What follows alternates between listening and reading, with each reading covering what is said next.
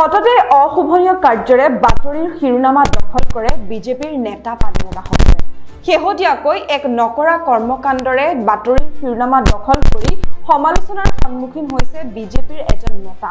এই নেতাজন ক্ষমতাৰ লোভত ইমানেই অন্ধ হৈ গ'ল যে পাহৰি গ'ল গণতন্ত্ৰৰ সামান্য প্ৰমূল্যখিনিও। শেহতীয়াকৈ ছ'চিয়েল মিডিয়াত ভাইৰেল হৈ পৰিছে এই নেতাজনে নিজেই শ্বেয়াৰ কৰা এটি ভিডিঅ'।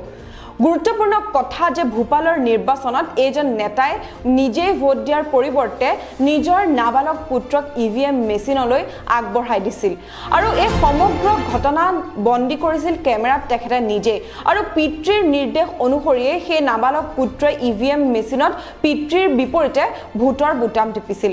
এই ভিডিঅ' যেতিয়া এই নেতাজনে ছ'চিয়েল মিডিয়াত শ্বেয়াৰ কৰে তেতিয়াই বিৰোধী পক্ষই তেওঁক সমালোচনাৰে থকা সৰকা কৰে।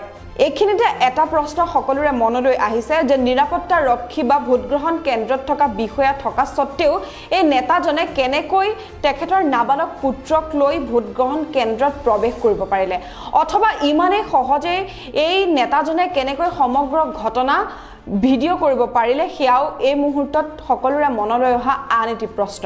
গতিকে এনে অৱস্থাৰ পৰিপ্ৰেক্ষিতত ভাৰতৰ নিৰ্বাচনী আয়োগৰ ভূমিকাক লৈও বহুতৰে মনত প্ৰশ্ন উদয় হৈছে আৰু এই নেতাজনৰ ওপৰত বৰ্তমানলৈকে নিৰ্বাচনী আয়োগে কিয় বিহিত ব্যৱস্থা লোৱা নাই সেয়াও ৰাইজৰ মনত প্ৰশ্ন উদয় হৈছে।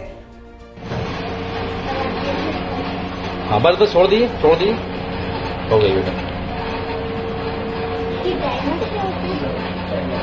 क्या चलो हाँ बस तो छोड़ दी हो गई बेटा।